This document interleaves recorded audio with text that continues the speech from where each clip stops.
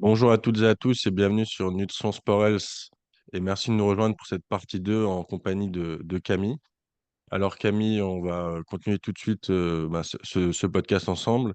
Donc il faut savoir que toi, donc, tu as souffert d'anorexie pendant 16 ans et durant les derniers épisodes, donc, on a un peu parlé des souffrances liées à l'hospitalisation et notamment plus précisément sur l'anorexie mentale.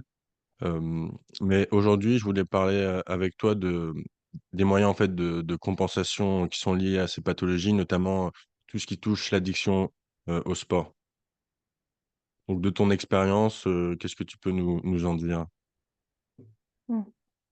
Eh bien, effectivement, oui, j'ai vécu de l'anorexie, mais de l'anorexie, alors, c'était plutôt au début une perte d'appétit et vraiment une douleur de ventre parce que j'ai eu aussi la maladie de Crohn, donc j'ai eu vraiment mal au ventre, perte d'appétit. Quand je mangeais, c'était une sensation vraiment de dégoût et comme si que je mangeais une pierre. J'avais pas le goût de l'aliment. Vraiment, quand on a faim, quand on a l'appétit, on s'empêche pas de manger, mais moi, vraiment, je m'empêchais pas de manger, mais j'avais vraiment, vraiment, ce mal au ventre, cet estomac noué quand j'étais stressée et ma façon de diminuer cette souffrance et de m'évader, c'était en faisant beaucoup de sport, du vélo, de la course à pied, de la marche et toujours très tendue, très stressée et c'était mon moyen de compensation. Il y a des personnes qui vont se faire vomir, mais moi, c'était pas le cas et je pense que dans toute addiction, hein, qu'on aille dans le tabac, l'alcool, le sport, le fait de se faire vomir, c'est aussi une addiction. Ça libère des neurotransmetteurs, notamment de la dopamine et ça permet de diminuer cette souffrance comme en état de transe. Parce que j'ai vécu donc le sport, mais aussi je faisais de la dermatillomanie, c'est-à-dire que je me grattais, je passais des heures à me gratter les jambes, jusqu'au sang, vraiment pour me mettre dans un état de transe et me faire du mal et en fait, ça me soulageait, même si je me faisais du mal, ça me soulageait pendant ce temps-là. Pendant les temps, c'est comme pour combler le temps de souffrance. C'est soit finalement, soit le fait de dormir. Quand on dort, on pense pas avoir une addiction, hein. N'importe qui dort, dort. Mais quand on dort pas, il faut pouvoir, se décharger ça du mental et trouver un moyen de compensation. Donc ça peut être, l'hyperperfectionniste au niveau du travail scolaire aussi, pendant mes études d'ostéopathie. Ça peut être, justement, bah, aller, faire, des heures de sport. Vraiment pour rien penser. La dermatillomanie, comme j'ai lu, il y avait aussi, le fait que je sois stricte dans mes horaires, de m'imposer des heures, pour manger, des heures pour le sport, des heures de lever. Voilà, j'étais très stricte et puis, tout tournait dans ma tête. Mes rendez-vous, il fallait que même si j'avais un rendez-vous chez le dentiste, si c'était mon heure de sport, il fallait que je décale le rendez-vous tellement que ça me stressait. Je me souviens qu'une fois, je me suis ouvert le genou parce que j'ai fait une chute de cheval, je me suis ouvert le genou, et il fallait que j'aille me faire recoudre et en fait, quand on est aux urgences, on attend des heures aux urgences et savoir que j'allais attendre 3 heures et que mon repas allait être décalé, c'était un stress immense juste à cause du repas, quoi. Donc ça allait très, très loin et en fait, c'est vraiment une maladie mentale, hein, c'est ça qui est important à comprendre, c'est que c'est pas une question de poids, c'est qu'on peut avoir un poids normal aussi et être très malade dans sa tête. Hein, il y a aussi des anorexiques qui ont un poids normal, mais qui sont en restriction et qui sont tout le temps en train d'être malheureux, à se comparer aux autres, leur corps, voilà, avoir une obsession de la minceur, quel que ce soit le poids. Hein, il y a des personnes que j'accompagne qui ont un poids bien plus élevé que moi et bien normal, mais qui sont toujours en restriction et dans leur tête, toujours une comparaison aux autres et une grosse souffrance, une grosse dépression par rapport à moi aujourd'hui qui a encore du poids à reprendre, mais qui, dans ma tête, je vais vraiment bien, au niveau du ventre, ça va beaucoup mieux. Maintenant, j'aide les autres et en fait, je me sens complètement libérée par rapport à l'alimentation. J'ai pas peur de manger, les seules difficultés que je pourrais avoir aujourd'hui, c'est vraiment le ventre, la sensation de quand je suis stressée, le ventre noué. Mais dans ce cas-là, je fais des exercices avant de manger pour me détendre, pour revenir dans l'instant présent et me dire que voilà, c'est des épreuves, on en a tous les jours dans la vie. Donc si tous les jours, je me noue l'estomac et que je mange pas, je vais retourner à l'hôpital. Donc je me dis non, aujourd'hui, il y a un souci à régler. C'est comme un exercice à l'école, on va résoudre le problème et demain, il sera résolu et on repart sur d'autres choses. Et on avance dans la vie étape par étape. C'est ce que je fais dans l'accompagnement des 10 étoiles à gagner de la méthode STAR.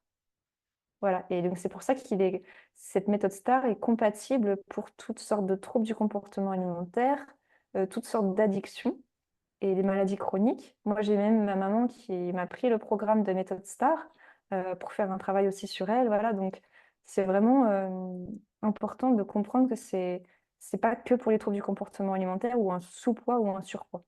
Et justement, cette notion de surpoids et sous-poids, c'est vraiment le corps qui se manifeste quelque chose qui peut pas être exprimé, qui manifeste son mal-être. S'il est trop stressé, il peut très bien prendre ou perdre du poids, mais il va l'exprimer sur le corps comme un moyen de se mettre aussi en sécurité, d'un point de vue, archaïque aussi, au niveau ancestral, quoi. Quand on est en stress, il faut créer aussi des réserves ou alors, bah, moi, c'était plutôt l'inverse. Le fait de maigrir, c'était aussi, le fait de disparaître et de pas se montrer. Donc se montrer, c'était un danger pour le corps, donc moi, il a fait l'inverse, mon corps. Mais quand on comprend ça, on arrive à rassurer son corps, à apprendre à l'aimer. Et moi, j'ai fait des vidéos sur ma chaîne YouTube aussi sur toutes les conséquences que j'ai eues avec ça, l'anorexie, tout ce qui est addiction, voilà, tout au niveau mental et au niveau physique, tout ce que mon corps a enduré et comment j'ai fait pour m'en sortir. J'explique tout ça sur la chaîne Guérison Étoilée. Et ça permet d'inspirer les autres. Je me considère aujourd'hui comme une mentor dans le domaine. Et en plus, avec mon expertise d'ostéopathe et de toutes mes formations que j'ai faites par la suite. Donc voilà, Ouais. c'est bien de rappeler qu'on avait, précédemment réalisé déjà, un épisode sur, ton, expérience de l'anorexie mentale, pardon. Je pense que c'est bien aussi de préciser qu'une personne qui est anorexique, ne vomit pas, enfin, ne se fait pas vomir forcément, donc il peut aussi avoir d'autres moyens de compensation comme tu l'as dit, l'activité physique ou, il y a aussi certains patients qui prennent des laxatifs, pour aller, à selle ou, des diurétiques pour, uriner et perdre du coup de l'eau. Donc ça, je pense, c'est important de le rappeler qu'il y a plusieurs, types, d'anorexie. Hem, je voulais, aussi, te demander en fait, par rapport à cette, suractivité que tu faisais avec le sport, comment ça se manifestait? Combien d'heures de sport tu pouvais faire par semaine? Est-ce que tu avais Alors, en des fait, horaires précis? ouais. Alors, bah, pendant mes études d'ostéopathie, déjà, je travaillais énormément, hein. Des fois, j'étais à 100 heures la semaine, d'études, avec tout ce que je faisais. Le week-end, j'avais pas de sortie, tout ça. Donc moi, c'était, mes heures de sommeil, le travail et le sport. C'était ça dans ma vie tout le temps pendant mes 6 années d'ostéopathie à Paris. Donc mes journées, c'était vraiment rythmé, le réveil, il fallait que alors à un moment donné, j'ai fait le jeûne intermittent, donc je déjeunais pas le matin, mais j'avais déjà mes 1 heures de musculation avant d'aller enfin, en cours, quoi. Mais même, en fait, c'est-à-dire que tous mes repas, il fallait que je mérite de le manger. Donc ça veut dire qu'avant chaque repas, il fallait au moins que je fasse une marche ou un tour de vélo. Le soir, à 18h, dès qu'on sortait de l'amphithéâtre, je prenais le vélo, alors tout le monde sortait tranquillement, à discuter entre eux. Moi, je me dépêchais d'aller prendre mon vélo dans mon appartement, je descendais et je faisais, le tour au bord de Marne, en vélo. Même dans la nuit, j'avais une petite lampe et je faisais ça et je revenais et après, je préparais mon repas, je mangeais, je travaillais, je dormais. Et c'était tout le temps, tous les jours comme ça. Mais en fait, c'est-à-dire que si je ne faisais pas mon sport, je ne méritais pas de manger. Et c'était très dur pour moi de pouvoir manger sans sport au préalable. Et pour moi, c'était vraiment vital. Et puis, je sentais une tension interne. Je sentais qu'au bout de 4 heures dans l'amphithéâtre, rester assise, je montais en tension. Il fallait que je me défoule parce que c'était un stress énorme et vraiment une maladie, mais c'était incontournable, quoi. C'était pas juste un caprice, c'était vraiment une sensation où j'étais obligée de le faire. Que Ouais, même c'est si ça, avec le c'était vélo, vraiment, tu ressentais un besoin viscéral, de te ouais, dépenser, suite à, des heures de cours, donc voilà, où tu étais, assise et mmh, inactive et ouais, et voilà, c'était vraiment ton corps qui te disait, «Là, faut que je me dépense, ça va pas». et puis surtout, la grosse erreur que j'ai fait, c'est que j'étais en restriction dans la journée. Donc au début, je faisais le jeûne intermittent, mais bon, après maintenant, je fais des bons petits déj, hein, ça a tout changé. Mais avant, je faisais le jeûne intermittent et ce qui fait que je faisais mes heures de sport et le soir, mais je revenais. Mais alors là, j'avais une grosse faim et là, je me faisais des crises de boulimie. Enfin, boulimie, c'est-à-dire que je mangeais beaucoup d'oléagineux et de fruits secs et jusqu'à vraiment en péter le bide. J'avais le ventre, mais comme une femme enceinte. Vraiment très mal au ventre, ce qui fait que je me levais le lendemain, mais j'avais encore le ventre gonflé, qui avait pas à digérer. Donc forcément que j'avais pas faim le matin et ça recommençait. Et toutes mes journées, ça recommençait toujours le lendemain de la même manière. Donc j'étais vraiment en fait, prisonnière de ça. Pour m'en sortir, c'était vraiment très compliqué et toutes les personnes qui sont dans leur propre routine, tout seul, c'est vraiment tellement compliqué que c'est pour ça que c'est une maladie chronique qui dure des années, quel que soit le mécanisme dans lequel on s'est, engendré. Mais, c'est vraiment très, très dur à vivre et surtout à comprendre par les autres. parce que les autres comprennent pas du tout, pourquoi on fait ça et surtout la famille, les amis et c'est un isolement terrible et on se sent seul, hem et une grosse culpabilité, une grosse détresse, et aussi une Justement, par rapport à incompréhension. ça, par rapport au fait de ne pas être compris du coup par ses proches ou ses amis. Est-ce que, on pourrait revenir donc sur, ta dermatillomanie? Expliquer un peu, à nos auditeurs ce que c'est? Parce Oui. que j'imagine que, certaines personnes ne connaissent pas, cette pathologie. Oui, alors la dermatillomanie, c'est un peu à l'instar de la scarification, mais là, c'est différent. C'est-à-dire, on peut passer des heures, en fait, à moi, par exemple, quand je m'épilais, j'avais aussi des poils qui poussaient sous la peau et je voulais, tous les retirer, un par un. Mais en fait, des fois, je me faisais du mal, je me grattais les jambes, mais j'enlevais les poils comme ça avec les ongles, vraiment pour faire passer le temps et pendant ce temps-là, ça me libérait sûrement des hormones de bien-être parce que j'étais comme dans un état de transe et je pouvais rester une demi-heure, trois quarts d'heure à faire ça comme si que je me détendais, voilà et en fait, je me grattais les jambes, j'enlevais le moindre petit bouton, le petit bouton noir, voilà et je passais des heures devant la glace à regarder ma peau au millimètre près, quoi. Si je pouvais avoir une loupe pour regarder les microns, c'était ça, quoi et c'était devenu une addiction que je faisais tous les jours et je pouvais pas m'en empêcher. C'est-à-dire que même j'étais en train de faire mes cours, j'écrivais et tout d'un coup, là, j'étais 1 heure comme ça en train d'écrire et à un moment donné, j'en pouvais plus et moyen de me décompresser au lieu de et les gens, ils vont décompresser, ils vont je sais pas, ils vont peut-être même aller sur les réseaux sociaux ou faire, aller prendre l'air ou quoi. Moi, c'était donc soit le sport, mais s'il y avait une pause de 5 minutes à faire, par exemple et ben là, j'allais, me gratter les jambes et après je reprenais mon travail et mais des fois, je m'en rendais même pas compte, hein. C'était vraiment, je m'arrêtais, je faisais ça, je reprenais et en fait, je m'étais même pas rendu compte du temps que j'ai passé à faire ça. C'est ça qui devient fou, c'est qu'on s'en rend plus compte parce que ça devient comme quelque chose de naturel et en fait, on se rend plus compte que c'est pas normal et c'est vrai que alors j'évitais de le faire en public, je le faisais quand j'étais toute seule, mais c'était comme une honte, en fait.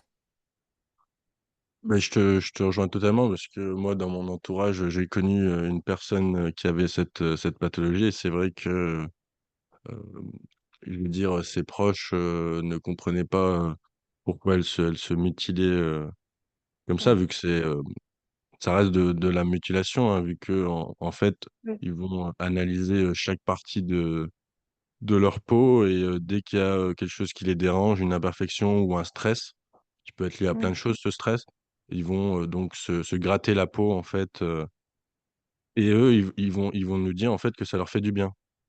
voilà. Comme tu Alors disais, en fait, ça leur dégage des hormones, du j'ai plaisir étudié un suite à une peu. souffrance. Voilà, je me suis un peu penchée sur, le phénomène addictif de ça et apparemment quand on fait ça au niveau de la peau, ça stimule des récepteurs du toucher parce que quand on se fait un massage, un toucher, tout ça, ça crée des hormones de bien-être et en fait, un manque d'amour de soi, un manque, ouais, d'amour vraiment véritable ou alors le fait de vouloir se faire du mal, on va faire ça. Ça va stimuler des récepteurs, d'hormones de bien-être aussi. Il y a la prolactine, il y a l'ocytocine aussi, l'hormone, de l'amour qui fait que tout ça, ça dégage, voilà, ces hormones qu'on est en carence, comme quand on prend des antidépresseurs, quand on est en carence de sérotonine. Heu, les inhibiteurs de recapture à la sérotonine, c'est pour augmenter ce taux, au niveau des synapses cérébrales et là, l'ocytocine, c'est sûrement une carence à ce moment-là. On a besoin de combler, on a trouvé un moyen de combler. Le cerveau, il s'est dit: «Ah ça fait du bien», donc il va aller vers ça. Comme des personnes qui vont faire de la boulimie ou alors la cigarette, ou enfin voilà, il y a énormément de choses. Donc je pense que c'est vraiment le corps, quand il va mieux, en fait, le corps, il veut pas nous détruire, il veut qu'on aille mieux et c'est un mécanisme de survie. S'il trouve que ça lui fait du bien, surtout à l'instant T, il va le faire, en fait. Mais on voit pas aussi toutes les conséquences que ça a, par la suite. Même si bon, on meurt pas de dermatillomanie, mais c'est quand même des conséquences sociales. Aussi, il peut y avoir des infections au niveau de la peau. Bon, il peut y avoir quand même, des et puis aussi le fait qu'il y a des personnes, moi ça le faisait pas parce que j'ai eu la chance de pas avoir d'acné, mais les personnes qui ont de l'acné et là, ça doit être horrible parce que s'ils font ça sur le visage, avec les cicatrices que ça peut faire et tout, moi j'ai des cicatrices déjà sur les jambes. Bon, en plus, le fait que j'ai été aussi, pas mal recousue pas mal de fois, mais j'ai les jambes, vraiment avec des cicatrices et encore j'ai une peau qui cicatrise bien, heureusement, mais en plus, quand on va au soleil, ça crée des taches aussi, donc ça fait des points blancs après. Donc, c'est aussi un complexe, par la suite, en fait, des conséquences, à long terme, en fait. Bah, je te rejoins, totalement, hein. Comme je l'ai dit, moi, donc j'ai connu quelqu'un qui avait, ce problème, de santé et c'est vrai qu'il y avait, beaucoup de honte, de culpabilité, qu'il fallait, cacher, les boutons infectés ou les cicatrices, que ce soit, par des maquillages ou de la crème, et c'est vrai que du coup, en fait, les proches souvent, sont impuissants par rapport à tout ça parce qu'ils ne comprennent pas comment, en fait, ils peuvent ressentir, du bien-être ou, se déstresser en faisant ce genre d'activité qui, au final, comme tu l'as dit, hein, ça peut faire vraiment des infections au niveau de la peau, des cicatrices, et c'est assez, déroutant, en fait, quand on le vit, en fait, dans son entourage, mais c'est difficile. Je sais pas, comment ce type de trouble peut être pris en charge, mais voilà, c'est, ouais, c'est Alors déroutant. justement, ouais, il y a très peu de spécialistes parce que moi qui ai vu quand même beaucoup de psychologues, j'ai été hospitalisée, tout ça, à l'hôpital. Et alors la solution qu'ils avaient trouvée, c'était de me mettre des bandes autour des jambes. Alors des bandes, mais les bandes, moi j'avais qu'une envie, c'était de les retirer et ça enlevait pas le problème. Je suis revenue chez moi, c'était 10 fois pire. Bon, les psychologues ne sont pas formés à ça. Et puis je pense qu'il faut l'avoir vécu aussi pour comprendre et aider les autres. Moi, je suis apte à aider les autres parce que je l'ai vécu et je comprends la psychologie du fait de trucs. C'est pas le fait d'interdire ou de mettre des gants ou des bandes sur les jambes qui fait que ça va s'enlever. Le but, c'est de retrouver un sens à sa vie, de combler les moments de souffrance par un projet de vie, quelque chose qui nous donne quelque chose à cœur. Par exemple, si je vais faire une journée de ski, là, je risque pas de me gratter les jambes, hein. Donc voilà, je pense qu'il faut à un moment donné être dans quelque chose qui nous plaît et pas avoir des moments où un peu de déprime, où on n'a plus rien à faire et là, on va essayer de se faire du bien en se faisant du mal, en gros. Et je pense qu'il faut aller dans ce sens-là plutôt que dans la privation. C'est comme bon, à l'hôpital, quand on ferme les toilettes pour pas vomir, par exemple, pour les personnes qui se font vomir, bah, c'est bien instantanément, mais à un moment donné, la frustration est tellement là qu'au moment où ils vont pouvoir le faire, ils le referont. Donc je pense que c'est pas en allant sur le symptôme, mais en allant vraiment sur la cause du problème, la souffrance profonde et ce pourquoi on se fait du mal, hein. C'est surtout faire, comme je dis toujours, faire du mal à la partie de soi qui a été blessée.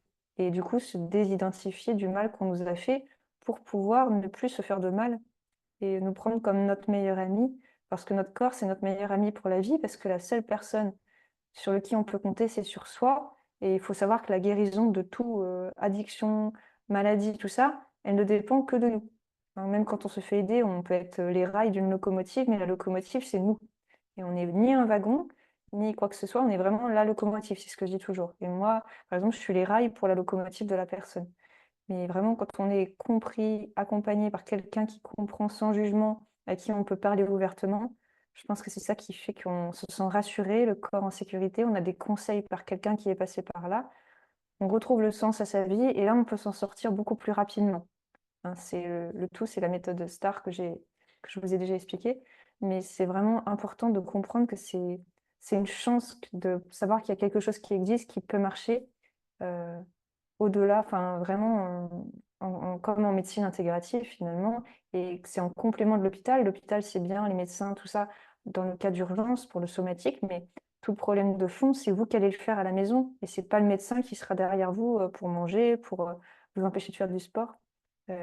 Personne ne peut vous empêcher, on est tous impuissants, que ce soit la famille ou les autres, et c'est vous qui êtes acteur de votre santé, et dans toute addiction, il faut reprendre sa responsabilité, demander de l'aide, et comme ça, on se sent en sécurité, on se sent accompagné, aidé, on n'est pas tout seul. Et même s'il y a des jours où on revient dans l'addiction, on dit, il faut pas culpabiliser, il faut dire, c'est pas grave, demain sera un autre jour, ce sera mieux la prochaine fois.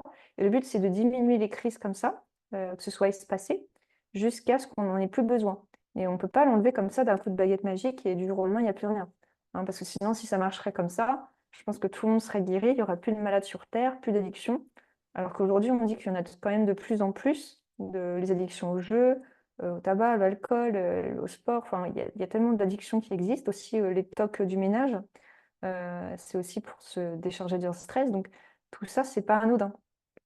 Et je pense que le fait de comprendre ça dans notre société d'aujourd'hui, qu'on est complètement envahi par de multiples informations, on va dire une surexposition à plein d'informations, qu'on ne sait plus qui croire, on ne sait plus qui on est, et du coup on est complètement perdu. Et retrouver vraiment notre enfant intérieur, ce qu'on aime, ce qu'on a envie, c'est ça la joie de la vie, le bonheur de la vie, c'est ça. Et je pense que aussi ce qui fait la guérison, c'est pas le court terme de vouloir perdre du poids en un mois ou prendre du poids en un mois. C'est pas ça qui compte, c'est le pourquoi on le veut et le facteur existentiel, c'est-à-dire la perte du poids pour aller à la plage, c'est pas quelque chose qui fera que vous perdrez du poids à long terme et bien dans votre corps. Le but, c'est d'avoir un bonheur à long terme et savoir pourquoi on est venu sur Terre et ce qu'on a envie de faire avec notre corps et de bien notre corps. Peu importe le poids affiché sur la balance, hein, parce que les chiffres, c'est ce qui nous tue aujourd'hui, que ce soit l'argent, les chiffres, le poids sur la balance, quand on est bah, la finance, et puis tout ce qui est, par exemple, quand on est sur la route, les radars, la vitesse, et puis l'heure au niveau de la montre, tout ça, ça nous stresse. Donc aujourd'hui, je pense qu'il faut vraiment, pour pas stresser, surtout moi qui étais très rigide au niveau des horaires et un côté addictif à ça, euh, justement pouvoir relativiser, prendre de la distance par rapport à ça et vivre le moment présent, profiter de la vie un petit peu comme les animaux font, quand ils sont fatigués, ils se reposent, quand ils mangent, ils mangent. Et ça, on l'a beaucoup perdu. L'espèce humaine l'a beaucoup perdu et l'a rendu malade aujourd'hui. Le, je dirais le problème, c'est que tout ça est vraiment complexe dans le sens où, comme tu le soulignes, il y a de plus en plus de personnes qui souffrent de troubles du comportement alimentaire, d'addiction. Mais d'un autre côté, comme tu l'as dit aussi, il y a beaucoup de ces pathologies qui sont mal connues, notamment bah, Mm. voilà, la dermatillomanie, notamment, moi je sais que, enfin, avant d'y être confronté, enfin, je ne connaissais pas et les Mm. professionnels de la santé, que je Ouais, ils connaissent connais, pas non enfin, plus. ne le connaissent pas. Enfin, on ne sait pas trop comment prendre ça en charge et c'est un peu le cas aussi de certains, troubles du comportement, alimentaire. Peut-être pas, l'anorexie et la boulimie qui sont bien identifiés depuis, déjà maintenant, quelques décennies. Mais c'est vrai qu'il y a peut-être des troubles un peu plus, enfin moins communs, Oui. qui peuvent Par en exemple, fait, il y a aussi le fait de boire beaucoup d'eau, aussi l'hypodomanie. Et aussi, moi, à un moment donné, je mangeais beaucoup trop d'argile parce qu'au début, l'argile me soulageait l'estomac, sauf que j'en suis devenue addict. Ça m'a augmenté la carence en fer, tout ça. Et tout ça, on n'ose pas en parler aux médecins parce que c'est pas connu. Mais en fait, chaque personne est tellement unique. Et c'est ce que je dis aussi dans l'accompagnement, c'est que moi, c'est pas tout le monde, bah, il y a tant d'heures avec moi, tant d'heures de passer sur la plateforme. Moi, l'accompagnement, c'est que si la personne a besoin d'une visio, on fait une visio. Si elle a besoin d'un appel de 10 minutes plusieurs fois par la semaine, on le fait. S'il y a besoin d'une heure, on le fait. S'il y a besoin que je leur envoie une idée de recette par rapport à ce qu'elle aime, je l'envoie. Mais en fait, à chaque fois, c'est complètement différent selon la pathologie, selon le problème à traiter, l'origine du problème et le contexte de vie, l'environnement de vie. Moi, je donne des conseils surtout par rapport à l'environnement familial qu'il n'y a pas à l'hôpital. Et en fait, cet accompagnement-là, c'est vraiment un accompagnement unique. Quand je dis personnalisé, c'est pas comme tout le monde dirait, oui, je vais vous faire un plan personnalisé, mais c'est quoi un plan personnalisé? C'est vraiment, on a tous une addiction différente finalement, parce qu'on est tous uniques et donc chaque maladie est unique. Il n'y a pas deux anorexies pareilles, deux addictions pareilles au sport, enfin, on est tous différents. Et quand on a compris ça, quand moi j'arrive à me mettre à la place de la personne pour savoir ce qu'elle aime, comment elle vit sa vie tous les jours, ce qu'elle aime faire, manger, faire comme activité, je donne des conseils pour faire de nouvelles activités, des conseils dans les choix de sport, les conseils pour, au niveau de la nourriture, par rapport aux saisons, par rapport à là où elle vit. Et ça, c'est vraiment unique en France de pouvoir avoir un accompagnement aussi personnalisé à ce niveau-là. C'est vraiment se mettre avoir la capacité à se mettre à la place des autres, et ça, tout le monde ne l'a pas. Et moi, j'ai développé ça à force d'avoir une compassion envers les autres et aussi envers mes patients. Je comprends leur mode de vie et j'arrive à me mettre à leur place sans que ça m'affecte moi, parce qu'il faut d'abord que je me protège moi pour pouvoir aider les autres, et ça, c'est hyper important aussi. Parce on est tous amenés à aider quelqu'un d'autre, mais il ne faut pas que ça nous affecte nous au fond de notre être, en fait. Donc ça, c'est important aussi. Parce que même les personnes qui sont malades, ils ont la capacité d'aider quelqu'un d'autre dans un autre domaine aussi. Donc, je pense qu'on est tous faits pour s'aider les uns les autres. Se protéger soi, c'est aider les autres en même temps. Mm. c'est vrai que, ça peut arriver effectivement que, certains, professionnels de la santé en fait, donnent le contact d'un autre professionnel de la santé pour un patient précis parce que, l'histoire du patient ou sa pathologie, en fait, fait miroir, dans notre propre, comment je vais dire? Notre propre sensibilité, et donc en fait, on sera pas en capacité de traiter cette personne, convenablement parce que voilà, ça fait trop écho en nous, et Mmh. comme tu le dis, il faut aussi se protéger soi pour aider les autres et je pense que c'est aussi important de savoir, reconnaître parfois que on peut pas aider tout le monde malheureusement. Ouais et la meilleure chose qu'un thérapeute enfin, le meilleur thérapeute, je dirais, c'est quelqu'un qui connaît ses limites, qui sait dans quoi il peut aider la personne et pouvoir, bah, on va dire, déléguer une partie, voilà, qu'il ne sait pas prendre en charge. Moi, j'ai toujours, des médecins avec moi, des diététiciens, des différentes personnes pour des pathologies spécifiques et moi, je suis là vraiment pour l'accompagnement au quotidien pour que les personnes deviennent autonomes. Mais je connais pas tout, même si je continue à me former, que ce soit l'alimentation optimale, médecine chinoise, tout ça, vraiment les micronutriments, micronutrition au maximum. Mais il y a certaines pathologies psychiatriques, des troubles bipolaires, des choses assez compliquées que tout seul on peut pas s'en sortir. Je pense que être vraiment, on est tous forts dans un domaine, mais on peut pas être fort partout parce que sinon on est moyen partout. Ça, c'est important aussi de se dire et même nous, dans notre métier, dans ce qu'on veut faire, on peut pas être bon partout, donc il faut pas vouloir se mettre la pression. Moi, j'avais aussi l'hyper-perfectionniste, de vouloir d'être bon, d'être très bonne dans toutes les matières à l'école et tout et à un moment donné, si je me mettais à 100 partout, j'avais plus de vie, quoi. Donc à un moment donné, il faut choisir, un peu des domaines où déjà on a une prédisposition à être plus fort et après aller plus vers ça. Mais voilà, sans se mettre la pression et aller dans quelque chose qu'on peut tenir à long terme, qu'on aime faire au quotidien. Et toutes les personnes, le but c'est qu'elles retrouvent un travail, quand elles ont une addiction, une maladie, c'est ça, c'est qu'elles trouvent un travail qui leur plaît, un sens de leur vie. Parce que si elles vont dans une addiction, c'est forcément qu'il y a quelque chose qui ne va pas au niveau familial, social, travail, tout ça. Donc c'est comprendre tout ça et voilà, comprendre que, bah, on est tous uniques, qu'il n'y a pas à vouloir se comparer aux autres, à vouloir faire tout comme les autres, parce que même les personnes, si elles sont bonnes dans un domaine ou sur les réseaux sociaux à montrer, leur journée dans leurs assiettes, bah, ça tombe le soir, elles vont avoir mal au ventre et elles vont pas être bien, elles vont pas le montrer. On ne sait pas vraiment toute la vérité, on va dire, de ce que vit la personne. Donc, quand on se rend malade, justement, à se comparer aux autres, hein, les réseaux sociaux, tout ça, ça c'est hyper important. Dans le milieu du sport, par exemple, l'addiction au sport, on va dire: «Ah bah, untel, elle a fait 2 heures de sport, moi j'ai pas fait aujourd'hui», bah, je vais culpabiliser. Alors que non, c'est pas on a tous des capacités différentes, on n'a pas le même poids, on n'a pas le même, la capacité nerveuse, les mêmes temps de sommeil, la même hygiène de vie, on va pas se comparer combien de, fois la personne est allée aux toilettes dans la journée, on va pas se comparer à ça, donc pourquoi on se comparait à combien de fois on mange, combien de fois on fait du sport? C'est complètement ridicule, en fait. C'est ça. Bah, je pense que c'est un beau message de fin, de dire que chaque personne, saine ou, ayant des problèmes de santé, en fait, est unique, a sa propre histoire et que voilà, il faut s'adapter en conséquence, et que le plus important, c'est que ça nous convienne à nous. Écoute Mmh. Camille, je te remercie, pour ton temps et je te souhaite une bonne continuation. Au revoir. Merci Arthur. À bientôt.